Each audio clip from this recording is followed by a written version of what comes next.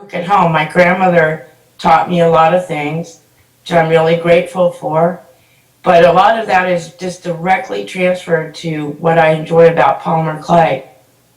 I think when I first saw it was actually little miniature, oh, they were little miniature dollhouse food, and I almost spent my whole food budget at the dollhouse store buying Fimo, but I didn't.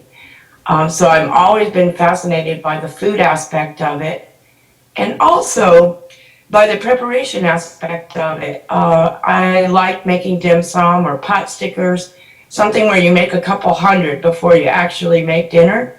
And I think that fascination and that joy is really translated back into my own work.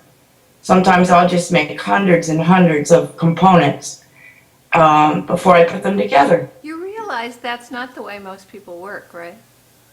Understood. Because when I tell people, well, make more than one, they usually think about making probably 3. Yeah. But, I mean, there's been some pretty hilarious consequences to going overboard. I remember one time I made, about 80 pendants. And Marie Siegel and a couple other people told me, don't worry about drilling the hole now. It'll be a lot easier after the... So I had 80 pendants, and they were all baked up. And the first 10, I broke through with a drill bit. The second 10, I decided we weren't going to be drilling all the way through the back. And the third 10, I wrote a note to myself, next time you make a whole bunch of something, make sure that you can actually put it together when you're done making them. But you're making a prototype, aren't you? I mean, you're not going to make 80 just on a whim, are you? No, but I need to be a little more careful about the prototype. I think I let somebody else drill the hole on the prototype for me. I overestimated my Dremel drilling skills. But nowadays, yes, you're right. I am working from a prototype. I will often have little pieces of clay out on my board, and I'll just sketch with them, fold up things or pinch them or look at different relationships. Like these just started out from playing with a simple Skinner cane on my board. I did put together one piece before I started making a huge amount of them, and I do have like a reference point for me. I don't have like a measured template, but I do have a set of beads on the board that helps me remind me how thick they were cut and how much they were bent and about what size they are. Well, does that come from, you think it comes from food or from your art training, or, and you went to Carnegie Mellon? Yes, I did. Yeah. And I started in, you start in general art, and then I did some stuff with metalsmithing, and that took forever. So I ended up in printmaking, where you make multiples. So I've always kind of had that fascination with making multiples. Yeah, and how did you say that came from cooking? Because you made lots of dim sum, you made lots of pot stickers. You didn't make just 2 pot stickers. No. When you go ahead and make 1 ton or something like that, you're probably making about 200 of them at a time. Yeah. Before you actually assemble the soup.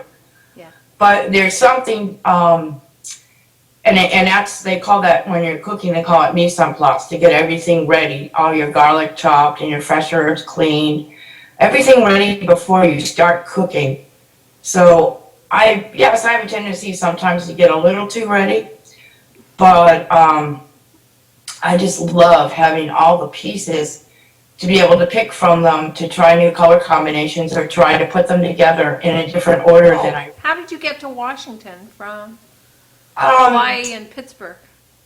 Well, actually, I moved with my family. My dad originally worked for the University of California at Berkeley, and then he got a job at Stanford, and then he got a job at MIT Research. So we moved from being West Coast people to initially very reluctant East Coast people, but I've ended up staying here.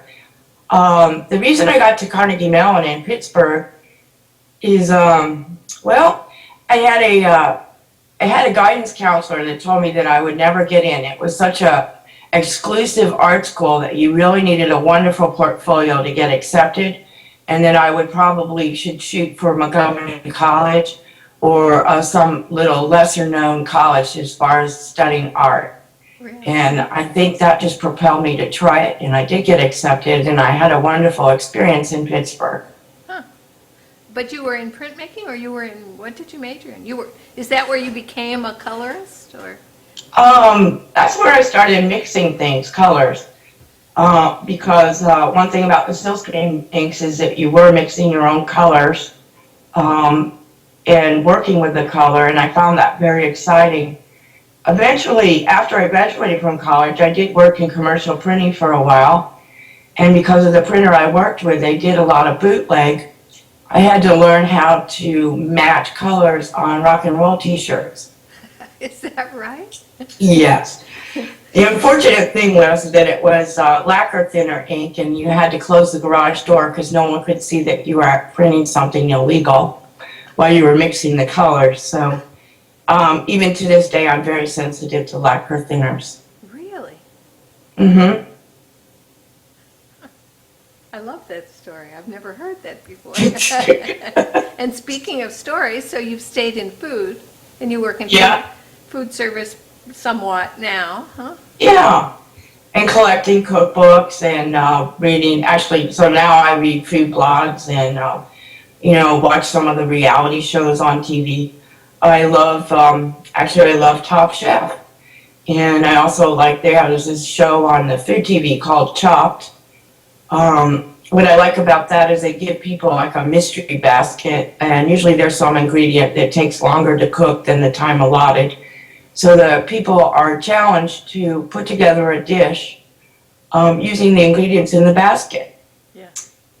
Which is something that fascinates me as an artist also, in that sometimes I'll bring in not a mystery ingredients, but I might bring in a notion or an idea that I want to incorporate, like a scale change or a color that I hadn't worked with before, or perhaps a new shape, and that becomes my challenge to put together that dish or that entree with something that works. Yeah. And I love the way that you work with simple shapes. I know you gave me a pair of earrings and I lost one, so I hung the remaining one in my studio.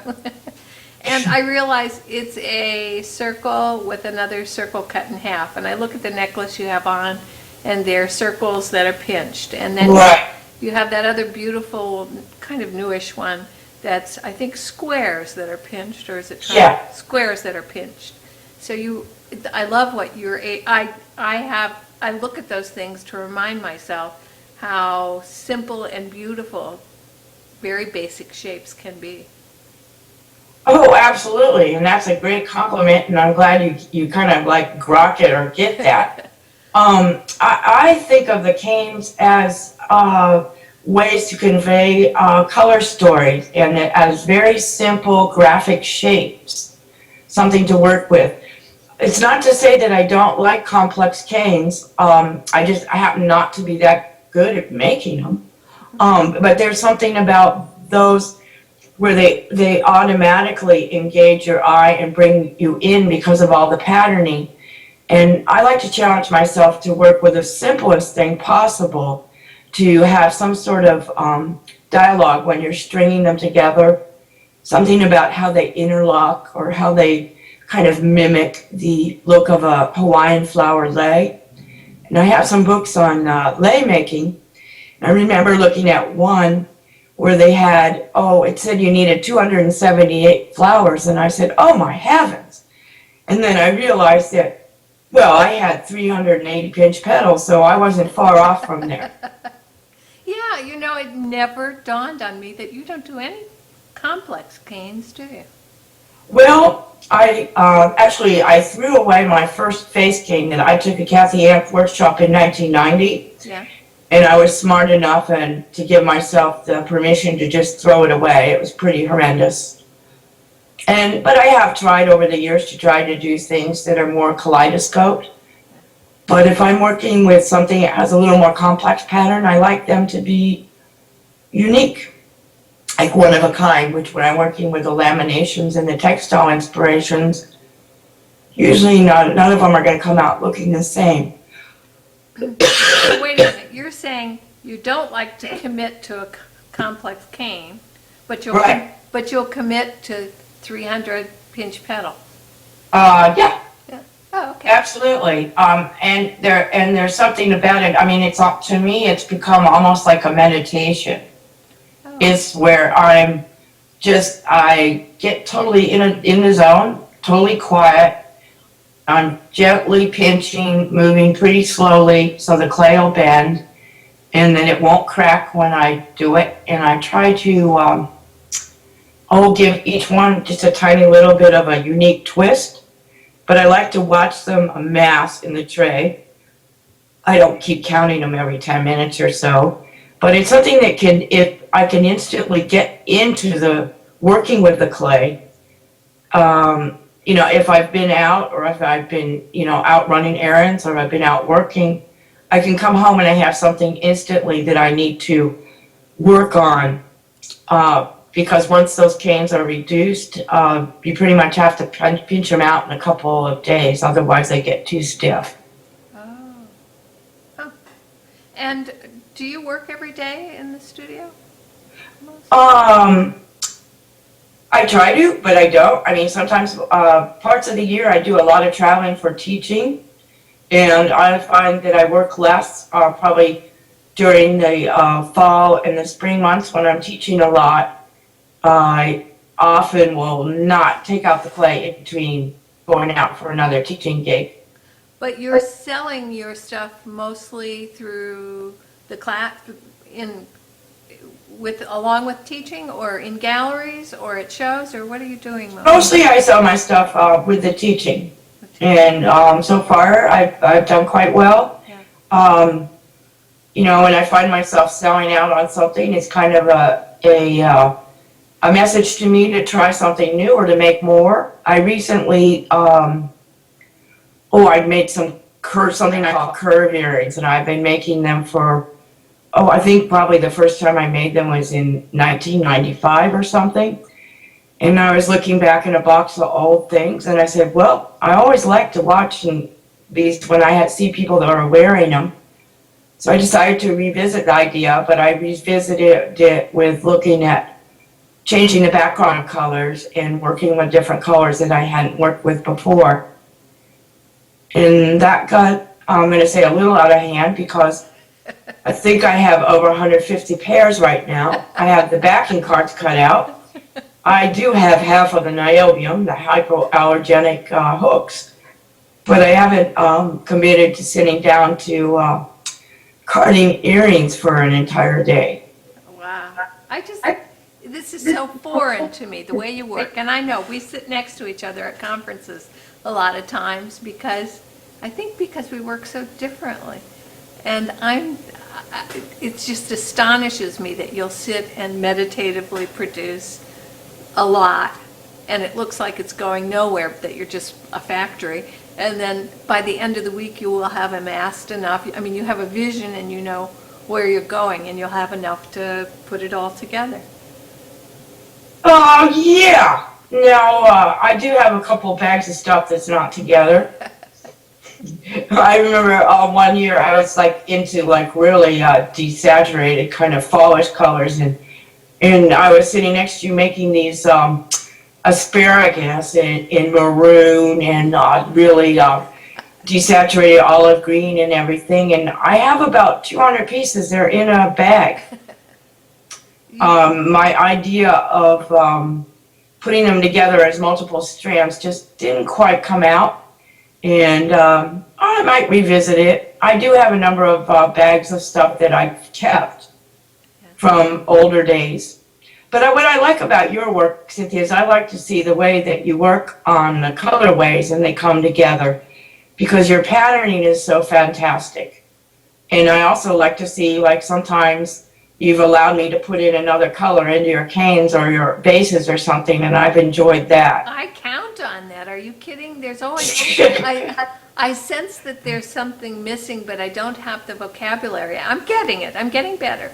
But right. A lot of times I didn't have the vocabulary to figure out, or the information to figure out what it was that was missing. And you always would say, add blue, or, and it would work. So that's Well, why. that's a good thing. Yeah. That's a good thing, yeah. I'm working on 3 new workshops. I need to take the sample photos. That's my Achilles heel here. And I also have some new like orchid forms and other bead forms that I really want to experiment with. Oh. So what are the 3 new workshops?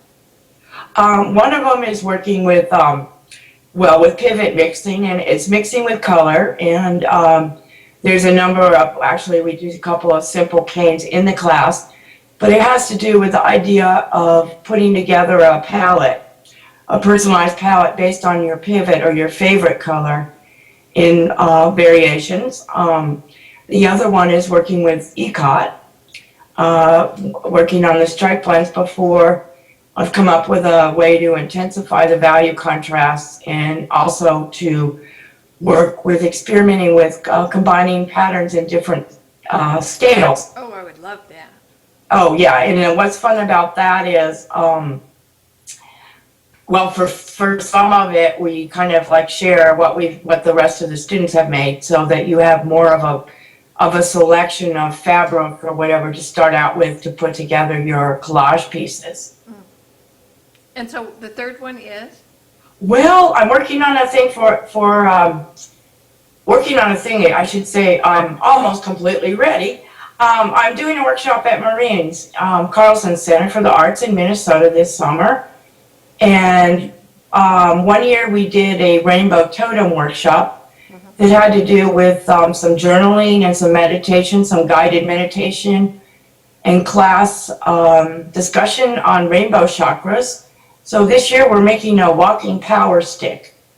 Oh. So we won't be actually walking out in the woods, you're certainly welcome to take a walk during the 5-day intensive workshop, but we'll be working with finding a rainbow that's appropriate to your voice and your work. I saw one of your pieces that, that I think it was made up at Marine's. The shrine is on the cover of the master's book, eh? Yes, it is, and actually it was made I did a shrine workshop at Marine's. What's nice about Marine's is that you get to try different things, and you have a little more of a time, 3 or 4 or 5 days with the students to explore things a little more in depth. Yeah. And what you and Maggie have done with the color book, you talk about pivot beads, and I see them all over the world. I see people trying the pivot beads. That seems to be a way that people are comfortable getting into color. Sometimes color can be overwhelming, but somehow your little, your what do you call it? Not workshop. Well, they're projects, and that little project is very easy for people to get into. Right, and yes, absolutely, and that's been an incredible thing. It's a lot of people send me links to things they've worked on. I got a really great link yesterday from Australia.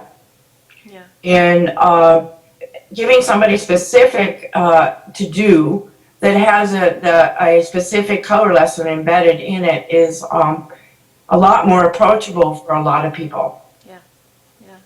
Well, I think I can see people having aha moments with color all over the world because of the book. And the book is still doing well?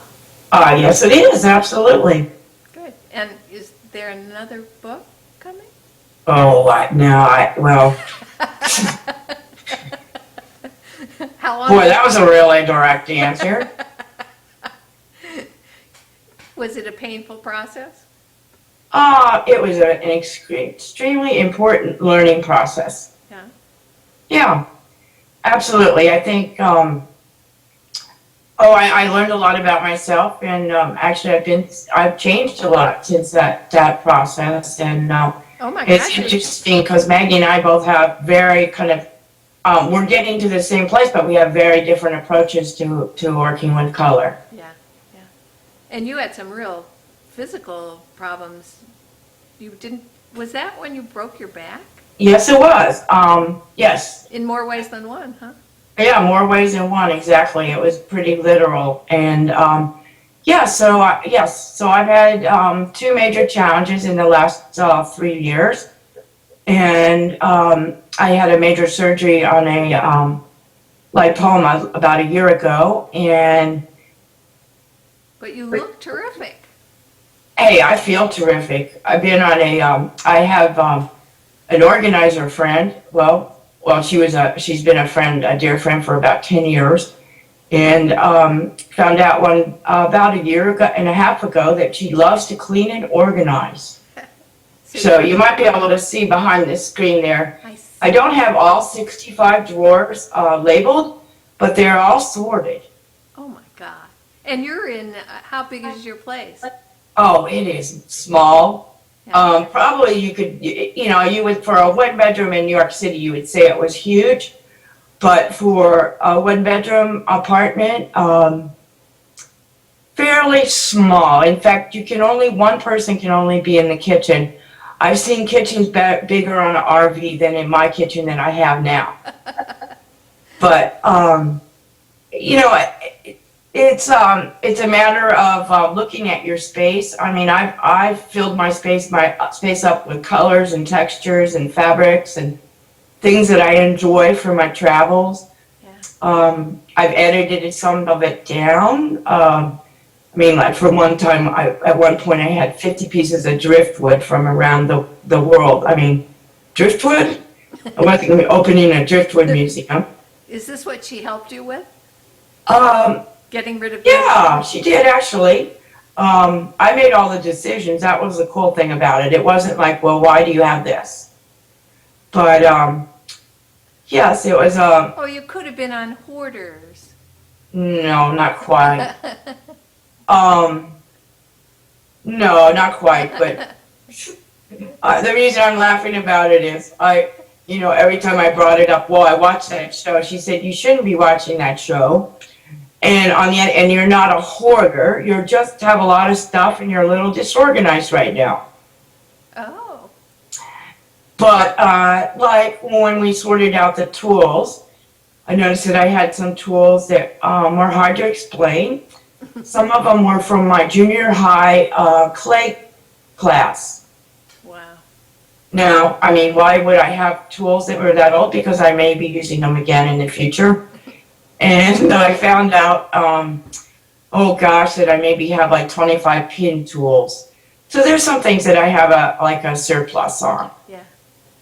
You sent me some pictures that I'll put up with this, of your place, and as long as we've known each other, I've never been to your place in Washington. So I was pleased to see the pictures, and I just love your colors, and the mix of things looked gorgeous. So I'll put them up with this. Oh yeah. Well, thanks. Yeah. I should explain where I am here. My husband is a drummer, and so we share a studio. This is going to look awfully strange to people, I think. Why, with the drums? Yeah. No, not at all. I don't think so. But one thing I've learned from living in a small place is that it's totally possible. Well, I mean, I'm not going to be opening a yoga studio in my one-bedroom apartment, but it's totally possible to make space in my mind and to make space by having a place to put things out and work on the polymer clay. On that, there's a picture that I said that has a whole bunch of canes on a sink cutout. It's just a piece of Formica. And it's on there because I can lift it up and take it off my dining room table. So the table that I use to write on or to journal on or to eat breakfast on is the same table that I use to make the polymer clay. And sometimes I hear people say, well, I'm going to start being an artist when I get a 18 by 20 foot studio with correct lighting, or I'm going to start being an artist when I get 6 weeks off from work paid so I have time to be an artist, or I'm going to be an artist when, after I take those 12 classes on how to be an artist, or I'm going to be an artist next year. And I say, just be an artist today, even if it's 10 minutes, even if you mix up some colors and you don't like them, it's worth taking the time to start just propelling yourself into some sort of comfort and joy and regularized working habit. Oh, what a nice thing to end with, Lindley. That's Yeah. very sweet.